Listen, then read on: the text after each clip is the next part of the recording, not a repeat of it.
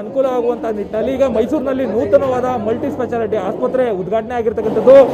ಮಾಲೀಕರು ಉದ್ಯಮಿ ಆಗಿರ್ತಕ್ಕಂಥ ಕುಮಾರ್ ಅವರು ನಮ್ಮ ಜೊತೆಗಿದ್ದಾರೆ. ಅವ್ರನ್ನ ಮಾತಾಡ್ಸೋಣ. ಸರ್, ತಮ್ಮ ಆಸ್ಪತ್ರೆ ಬಗ್ಗೆ ಮಾತಾಡೋದಾದ್ರೆ?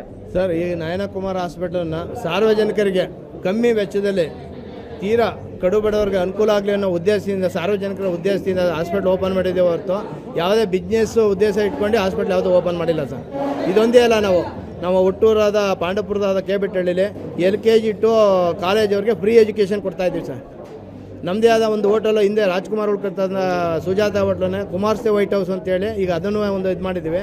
ಇನ್ನೂ ನೆಕ್ಸ್ಟ್ ಮುಂದಿದ್ದಲ್ಲೂ ಸಾರ್ವಜನಿಕರಿಗೆ ಅನುಕೂಲ ಆಗೋ ರೀತಿ ಸ್ವಲ್ಪ ಬಡಬಗ್ಗರಿಗೆ ಅದೇ ಉದ್ದೇಶ ಇಟ್ಕೊಂಡು ಹಾಸ್ಪಿಟ್ಲ್ ಓಪನ್ ಮಾಡಿರೋದು ಸರ್. ಧರ್ಮಪತ್ನಿ ಕೂಡ ನಮ್ಮ ಜೊತೆಗಿದ್ರೆ ಅವ್ರನ್ನ ಮಾತಾಡೋಣ. ಮೇಡಮ್, ತಮ್ಮ ಆಸ್ಪತ್ರೆ ಬಗ್ಗೆ ತಾವು ಮಾತಾಡೋದು? ಅದೇ ಸಾರ್ವಜನಿಕರಿಗೆ ಉಪಯೋಗ ಆಗಲಿ ಅಂದ್ಬಿಟ್ಟು ಮಾಡಿದ್ದಾರೆ.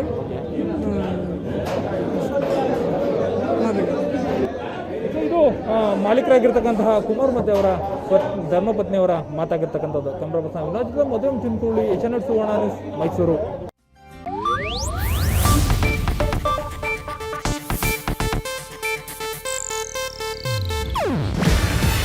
ಇದು ಏಷ್ಯಾನೆಟ್ ನ್ಯೂಸ್ ನೆಟ್ವರ್ಕ್ ಪ್ರಸ್ತುತಿ. ನೀವು ನೋಡ್ತಿದ್ದೀರಾ ಏಷ್ಯಾನೆಟ್ ಸುವರ್ಣ ನ್ಯೂಸ್.